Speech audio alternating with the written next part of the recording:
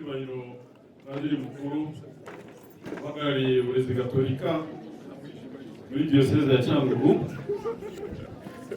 Bwana Padiri Mukuru wa Paruwasi ya Nkombo, Bwana Padiri umuyobozi w'ikigo cya Groupe Scolaire Saint-Pierre, abihayimana mwese muri hano,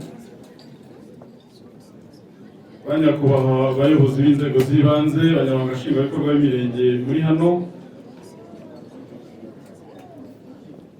abayobozi bo mu zindi nzego zitandukanye, umutekano, polisi n'ingabo, barezi batanga amasomo kuri iki kigo cyacu, nshuti, babyeyi, banyeshuri, Kristo Yesu akuzwe. Mpagaze hano nk'uhagarariye komite y'ababyeyi irerera hano muri iki kigo Groupe Scolaire Saint-Pierre Nkombo. Uyu mwanya twatubonye ni uwo gushimira Imana tugendeye ku Mutagatifu Petero w'iki kigo cyacu. Uyu munsi wateguwe kubera byinshi byagiye bigerwaho n'ibyari biteganyijwe, ntabwo ari ugupfa kuwukora nta mpamvu. Uba buri mwaka kugira ngo tunarebe tunishimire ibyagezweho. Muri ibyo byagezweho rero hari imihigo twatwahize hagati y'ababyeyi n'abana, tugahigira imbere y'ikigo hano n'abayobozi bahari.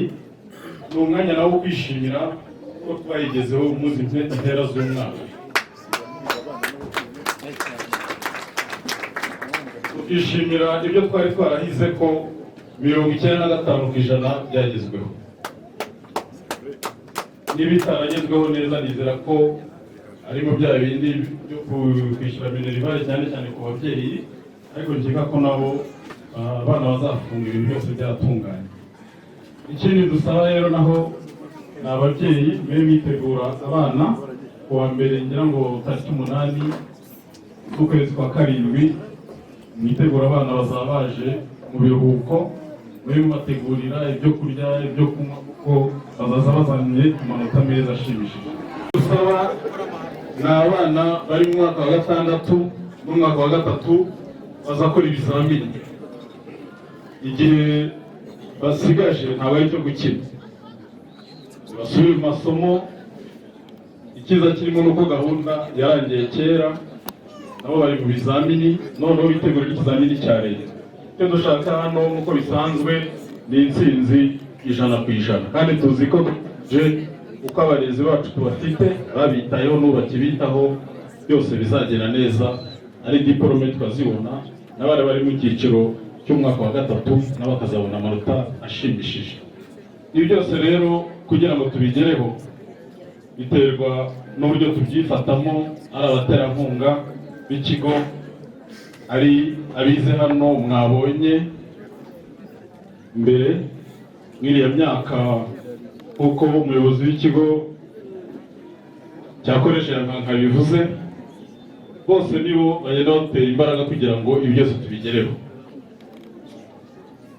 Ni byinshi twavuga kuri uyu munsi byo gushima, ariko nyiramaso arabyibonera nde zose. Mu gushimira turashimira bariya babanje kwiga hano muri iriya myaka bavuze haruguru. Turashimira abayobozi b'inzego z'ibanze batatujya kure, buri gihe turi kumwe buri gihe, kuko tutari kumwe tuba twagezeho ntibyagerwaho. Ko twicaye hano ni ukubera ko dufite n'umutekano usesuye ahantu hose, haba ku butaka, mu mazi, mu kirere n'ahandi. Rero turakomeza nabo kubashimira, dukomeza gushimira n'abayobozi b'ikigo gukomeza gusigasira imbuto bahawe kurera, kugira ngo n'ababyeyi bakomeze bazaze kurerera hano muri iki kigo batishisha. Tuzi ko n'umwaka utaha abanyeshuri dufite 6 n'ibisago, umwaka utaha baziyongera. Turashimira rero cyane cyane n'abandi bose baduteye inkunga kuri iki gikorwa kugira ngo tube twicaye hano dususurutse. mwese rero muze gukomeza kunyoterwa muryoherwe kandi mugubwe neza. Mwakoze murakoze. Ariko muriho n'umwanya wo kumutumira kugira ngo aze nawe agire impanuro ageza kuri abantu twese duteraniye hano. Murakoze. Murakoze cyane kuri uyu mwanya mumpaye. Nyakubahwa Padiri uhagarariye umushumba wa diyosezi ya Cyangugu, ndetse ukaba uri n'umuyobozi w'amashuri gatolika muri diyosezi yacu, nyakubahwa Padiri mukuru wa paruwasi ya Nkombo, nyakubahwa Padiri mukuru umuyobozi w'ishuri ya Nkombo turimo, nyakubahwa perezida wa komite y'ababyeyi, executive mugenzi wanjye w'umurenge wa Bweye, umuyobozi wa polisi w'umurenge wa Nkombo uri hano, abayobozi b'ibigo by'amashuri, abihayimana, perezida w'inama njyanama n'abandi mwese ndabasuhuje, mugire amahoro. Mu by'ukuri uyu mwanya ikintu gitumye numva mpagaze aha ni ugushima, nanjye mbere nashime, ariko ndaza no gusaba, cyane cyane nsaba abashyitsi bakuru cyane bari aha ngaha aribo banyeshuri barererwa muri uru rugo, ari namwe mwaduhurije aha ngaha. Icyo nshima cyane ni ubuyobozi bw'iri shuri kubera uyu munsi uburyo mwadutumiye turi ahantu hatandukanye, uburyo twakira, turabashimiye cyane. Ariko kandi turabashimira kubera ko Nkombo iki kigo mu Rwanda ku isi hose kirazwi kubera umuhate, imbaraga mushyiramo, bikaba ari natwe nk'ubuyobozi tubyuriraho, tubiriraho, mbese tugenda tubiboneramo amaranga atandukanye. Turabashimiye cyane ubuyobozi bw'iri shuri. Turashimira kandi by'umwihariko Padiri uhagarariye amashuri gatolika, ndetse tunabasaba kuza kudushimirira umwepiskopi ku bufatanye tugirana, bufatanye Kiliziya Gatolika ndetse n'andi madini bigirana na leta mu burezi, cyane cyane mu buvuzi n'ibindi, ariko by'umwihariko uyu munsi kubera ko turi mu rwego rw'uburezi, turabashimira cyane umusanzu wo kubaka igihugu, kubera ko ishuri cyangwa se kurera bikubiyemo ibintu byose. Abaganga beza tugira, ingabo nziza tugira, abapolisi beza, abayobozi beza, abo bose banyura mu biganza by'umurezi, banyura mu biganza baganyura mu ishuri. Turabashimira cyane kubera ko urwo ruhare urebye mu by'ukuri nka nubwo ntagiye muri statistique, ariko mvuze ko 70% gusubiza hejuru ari amadini n'amatorero, ntabwo n'ababeshyi. Muze kudushimira by'umwihariko rero Inkombo uburyo bipafominga. Nari nyizi ntaraza aha ngaha, ariko mpageze nyuzemo gake mpita mbona ko mu by'ukuri ni ishuri risobanutse, ishuri ryiza, kandi twifuza ko rikomeza kuba ishuri ry'icyitegererezo muri iki gihugu cyacu. Ndashimira cyane muri aha ngaha abansiye. Iki gikorwa ni igikorwa gikunda kunanira abantu benshi, kubona umwanya hano murahazi, umuntu aza akambuka akajya mu mazi, arabatinya amazi, mwazamutse uyu musozi, nta depurasoma mwakoresheje, ni ikintu gikomeye cyane. Ni ukuri n'umutima wanjye wose ndabashimiye.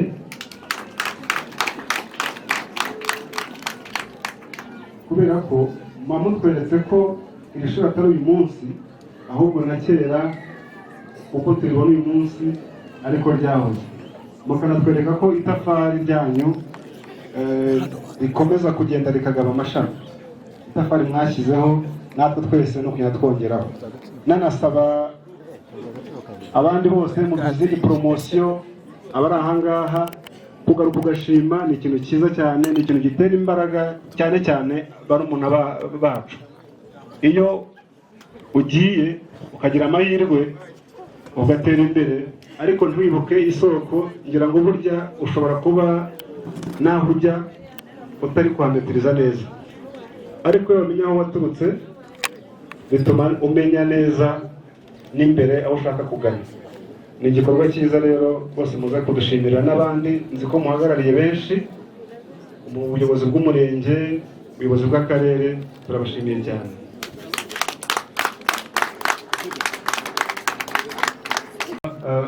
Mwaduhurije ahangaha mu byubahiro byanyu. Padiri mukuru nakurikiye inyigisho ye, yabajije ikibazo azenguruka muri kiliziya atubaza ngo, atubaza nde? Atubaza Petero. Petero ngewe nyakubahwa Padiri, ikintu muziho kimwe cyonyine, Petero agiraga ishyaka. Ni ukuvuga ngo Petero haba ari mu kibi yagiraga ishyaka. Ntimuzi ukuntu yaciye umuntu ugutwi, yafashe inkoteka kata ugutwi nta mikino, yarihutaga pe, ariko no mu byiza akihuta. Icyo mbasaba rero, ikintu cyitwa ishyaka, kugira ishyaka, kugira umwete mu kintu cyose umuntu akora, nicyo kizatuma ubuzima bwanyu imbere buba bwiza. Iyo umuntu atabyutse kare, sibyo, ikintu cyitwa kuryamira nicyo kintu cya mbere cyica gahunda y'umuntu uwo ari we wese. Ariko ugize ishyaka ryo kubyuka, ukajya mu kazi, ukajya kwiga, byanze bikunze bigenda neza. Nabifuriza, nabasaba kugira ishyaka nk'abantu muri Saint Pierre, mugakurikirana amateka ya Pierre, Petero, mukagira nka ririya shyaka. Kuko niyo byatumye, ni ukuvuga ngo izindi ntumwa dusanga mu by'ukuri ntabwo zivugwa, ariko Petero yagerageje kumakisimiza nyine ari ugukora, agakora nubwo cyaba ari ikibi, ariko akahita anagaruka vuba. Umunyeshuri rero nawe ikintu cya mbere kiba kigomba kumuranga, kubera ko iyo wavuye wasize ababyeyi mu rugo, barumuna bawe, abavandimwe, ukaza ahangaha utagize courage, utagize morale, ibintu byose byakangirika, sibyo? Rero tugire ishyaka. Nahoze nshima cyane abantu baturirimbiye mu misa, abantu batubyiniye ahangaha, n'abandi bafite impano zitandukanye. Nanasaba Padiri, umuyobozi w'iri shuri, nawe umufatanije, abanyeshuri uko turi muri 690, buriya buri muntu wese agize ikindi kintu abamo kitari amasomo gusa, kitari ukujya mu gakayi, byadufasha kubera ko wakina football, waba umuririmbyi, wakina karate, wakina basket, waba umusizi, ibyo wakora byose, ariko byibuze ubuzima ukavuga ngo hari ikindi kintu nakoze muri Saint Pierre nzanakora hanze ya Saint Pierre, sibyo? Murabinyemereye banyakubahwa? Murakoze cyane, kandi natwe tuzabafasha. Abashaka gukora orchestre hano tukagira nka bande ishobora gukomera cyane kurusha izo mwagiye mumenya z'umuziki, amakipe agakomera. Iki kirwa tukavuga ngo Saint Pierre, reka tubigire intego kizabe ikirwa cya mbere umuntu wese yakumva ashaka kuza guturaho no gukoreraho, sibyo? Murabinyemereye? Aha, murakoze cyane. Umva rero mu gusoza, nabashimira uyu mwanya mwampaye.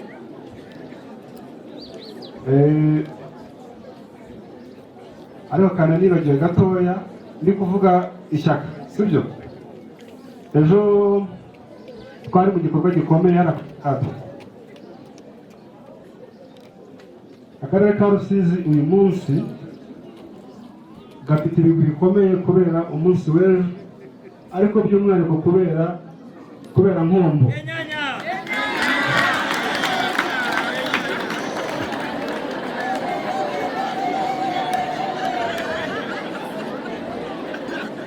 Ni okaziyo rero mbonye, ni umwanya mwiza mbonye wo gushimira umuntu wese w'ahangaha, abantu twajyanye kuri stade, abasami baraduserukiye neza cyane.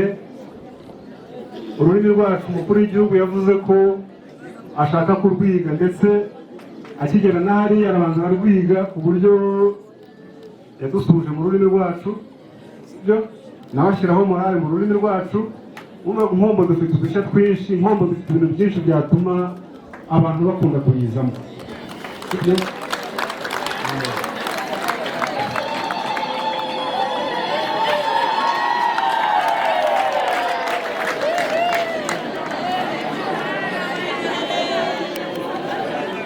murakoze cyane rero,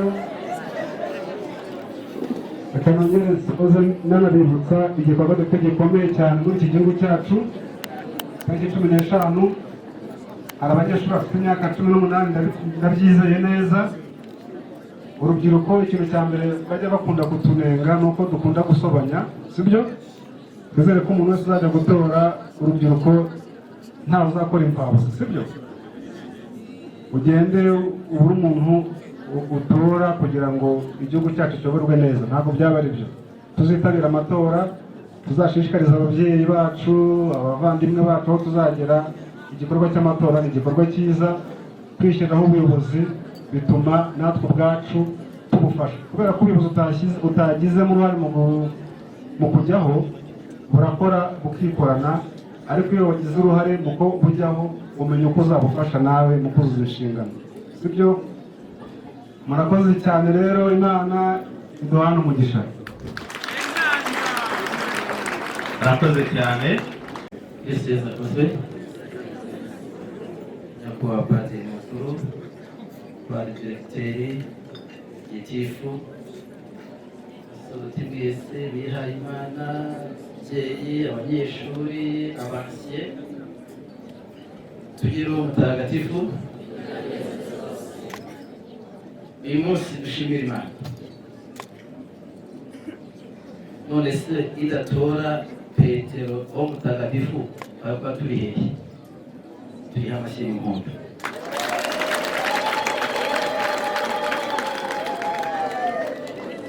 Abatagira abatagatifu niba ngo baragowe, ujye bihangana, turajya tuhababera.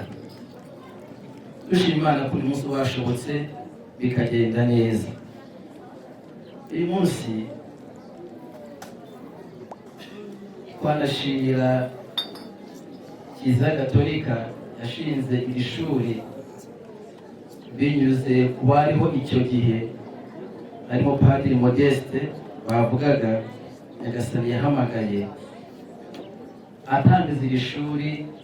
Abantu bose bamwitaga umusazi, bagiraga bati ubuse nk'uyu nguyu yabuze icyo akora, yabuze aho ashyira ishuri, none murebe uko tumeze. Abahanuzi bahozeho, natwe tukaba umuhanuzi, dukora ibyiza. Imana ikomeze kumwereka iteka, aruhukire mu mahoro. Tugashimira abansiya batambutse aha ngaha, bayobowe n'umuyobozi wabo. Muri abantu b'abagabo muzapfuye.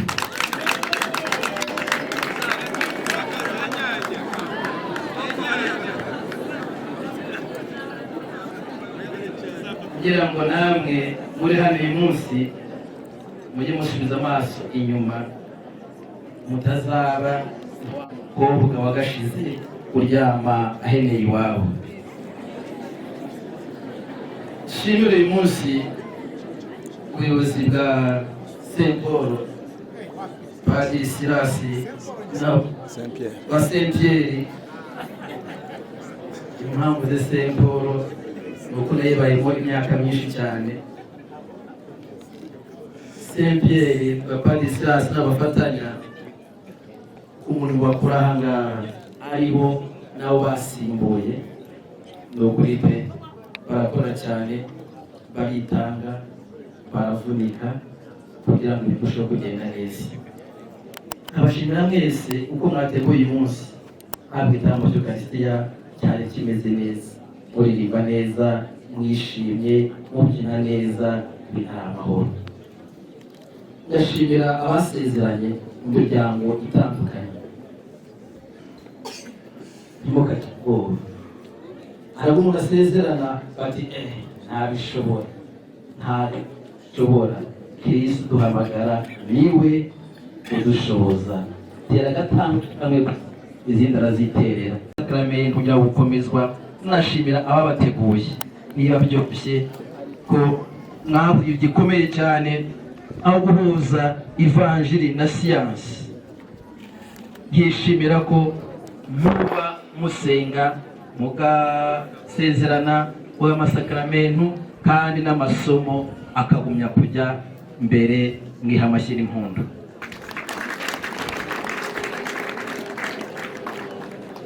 Imira nawe ugiramo uruhare Communauté Saint-Pierre Apôtre ntabwo nari nyizi cyane. Padiri Ezekiel yarayizanye, Imana ishimwe mumuha amashyi,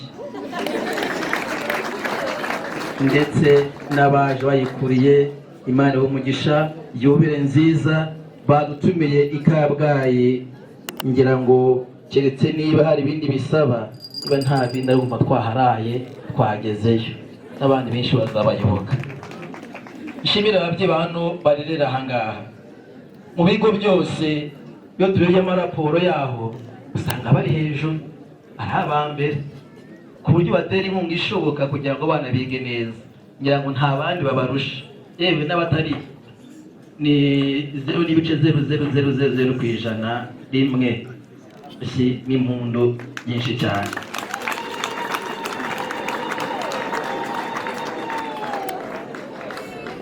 Abanyeshuri ndabasaba iki? Gukora icyo mugomba gukora, ibindi mukabiharira Uwiteka wo mu ijuru. Cyakora ntuzaryame uvuga uti kumusabirana, Yesu yarangije byose azabikora. Yewe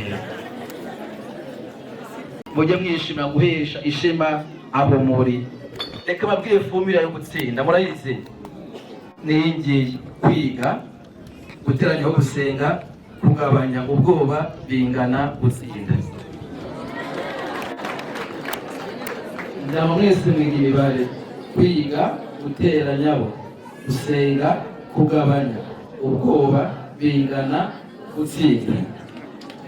Ubwo uzabura ibyara azavuge ngo yaragurishwe. Nshimire abayobozi mu nzego bwite za leta bahagarariwe na ubuyobozi bw'umurenge munsi n'inzego z'umutekano. Bashimire ubufatanye duhorana muri byinshi, muri byose, no kuba iri shuri rigeze gutya uyu munsi tubikesha ubufatanye bwa Kiliziya Gatolika ndetse na leta yacu y'u Rwanda.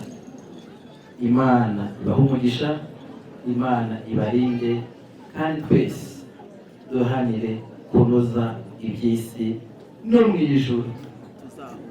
Tuzahurireyo twese turirimba indirimbo z'abatsinze. Amen.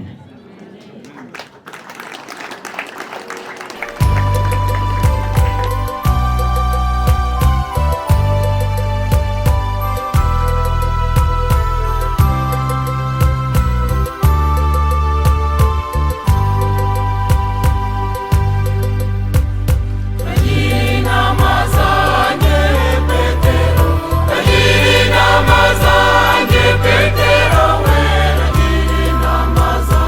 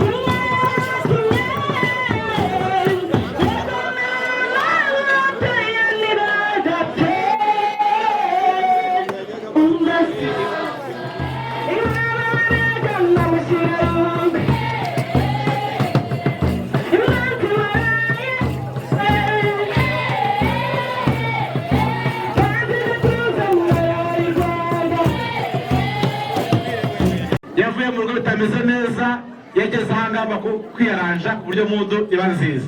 Mu yandi magambo, abakazana banjye dukorana bya hafi umunsi ku munsi kugira ngo ubuzima bw'aba barezi bari hano muri kubona bugere neza kandi babikora neza. Niyo bageze hano rero, ibyo ndi kuvuga nk'ubu ngubu ifunguro twafashe uyu munsi, twari twateguye abadufasha mu myiteguro, birabwiye barabyanga, barambwira ngo uwo muntu turusha guteka ninde? Rero tekanga bacu bakishima, reka tuze dutegure ifunguro ry'umunsi mukuru. Bakazana mwabikoze neza, bagera amashyi cyangwa byose nabuze ukubwira twese turakomeye kuko atafite ku mutima, numve ko ntacyo twabona tubaha ebiyeri, kuko aho tugeze uyu munsi ni imbaraga z'abo bantu bose bari hano izigaragara aha ngaha n'izindi tutabona. Turambere amashyi ishobora yawe, mwakoze cyane.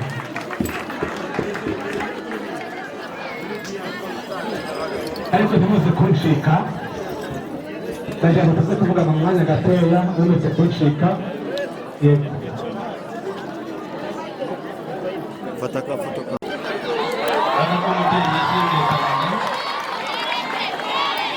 Impano ziri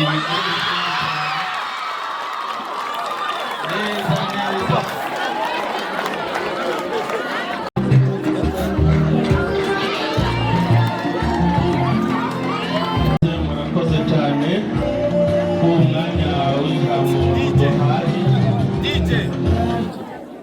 Mbere na mbere tubanje gushimira abayobozi bacu bakuru bari hano batandukanye, tugiye kubavuga umwe ku wundi. Mbere abatubanjirije babivuze, umunsi wa none rero igikorwa cyo gushima, iyo umuntu yakoze neza arashimirwa. Ibi ntabwo tuza kwiruka twiramo tubirondora, abatubanjirije babivuze. Iki kigo rero nk'uko babivuze cyatangiye nk'imikino, ndetse ku buryo benshi ababyeyi benshi bumvaga bohereje abana babo kwikibuga cya Nkombo, bagasigara barira ko abana babo babataye mu kiyaga cya Kivu. None rero kuri uyu munsi wa none ndizera ko nta mubyeyi wakongera kuvuga ijambo nk'iryo ngiryo. Nkaba nasabaga rero umuyobozi diregiteri wa mbere wabanje hano, uko yaza hano tukamuha impano rya tsinda ryacu ryateguye rimushimira ko iki kigo ariwe wagihesheje ijambo, kandi tumusaba ko n'uhari nawe yamwigeraho akazakigeza kure ndetse kikazamenyekana no mu mahanga yose. Padiri diregiteri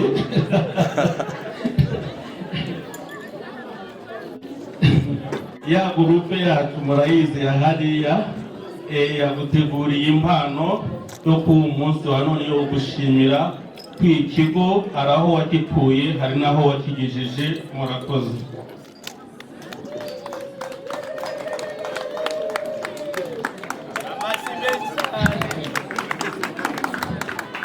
Murakoze rero, turacyakomeza gushima. Ndasabaga ko diregiteri Padiri nawe yagaruka hano. Ya timu hari impano nziza yamuteguriye, imusaba ko aho diregiteri wamubanjirije yagejeje ko nawe yahafatira rwose ikigo kigakomeza kikamenyekana hose ndetse kikagera no mu mahanga. Natwe iyo turi hariya tuba tunezerewe,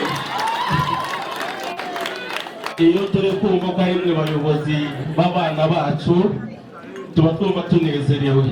Ya timu rero yaguteguriye impano yo gushimira, ukomeze utubere umuyobozi w'ikigo mwiza, kandi murakoze, murakarama.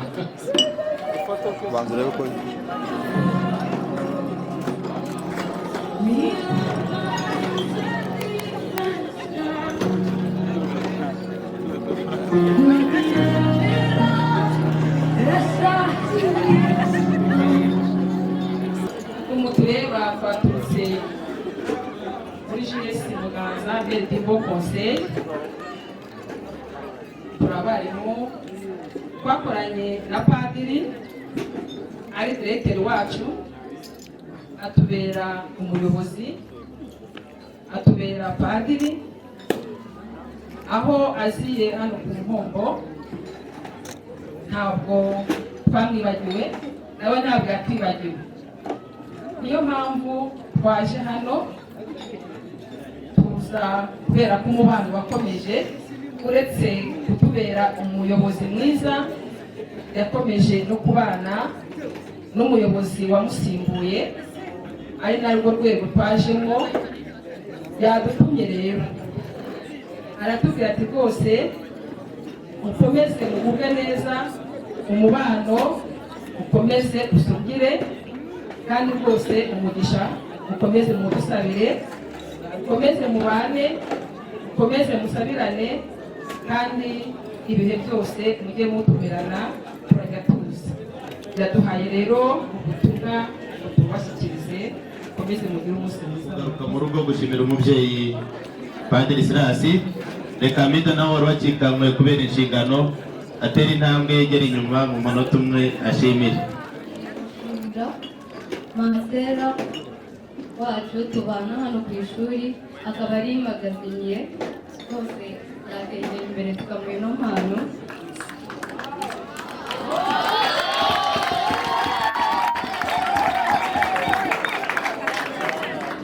Turashimira nawe guhera igihe yaherewe ubutumwa hano ku Nkombo,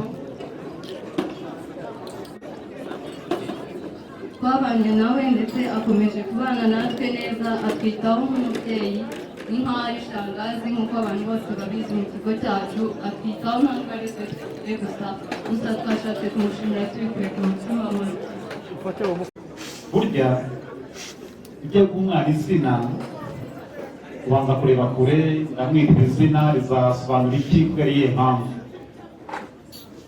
Batubwiye ngo Padiri Modeste nge twaranabaye muri bo nabanye nawe, ajya gushingira ishuri mu gihe cyiwe, abantu ntabwo rwamenye bati ishuri ryo gushira ku Nkombo rizamera riti.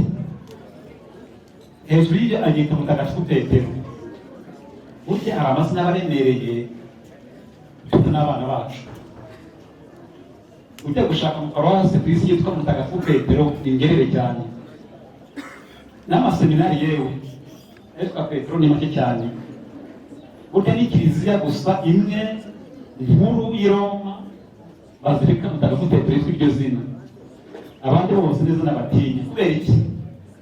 Kwitwa Petero byitwa kuba uwa mbere aho uri hose cyangwa muri kiliziya, niwe wa mbere aho bari guhaye. Ni ukuvuga ngo rero ashingira ishuri ryari ubusabusa pe, ariko hari intumbero ko ryazaba igihe nabo yazaba atakiroza irya mbere wenda n'icyo gihe.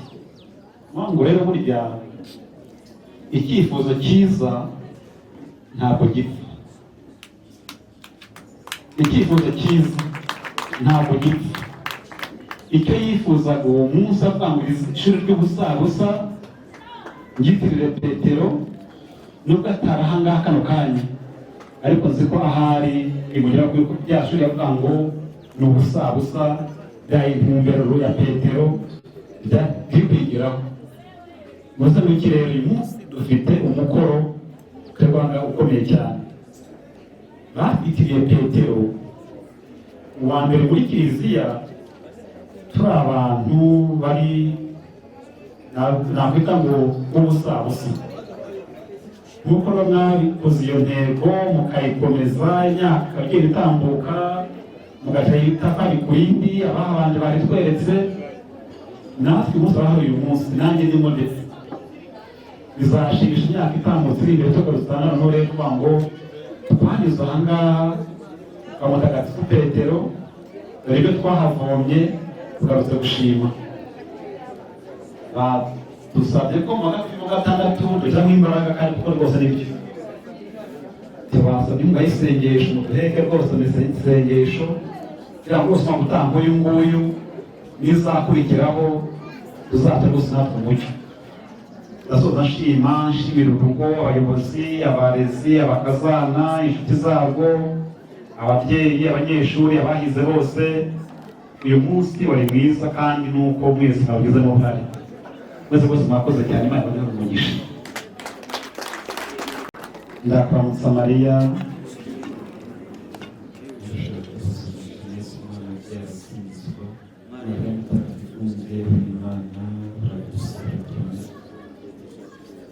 Turabizi umugisha rero naturagire Imana Data na Mwana na Roho Mutagatifu. Mwese mwarakoze cyane.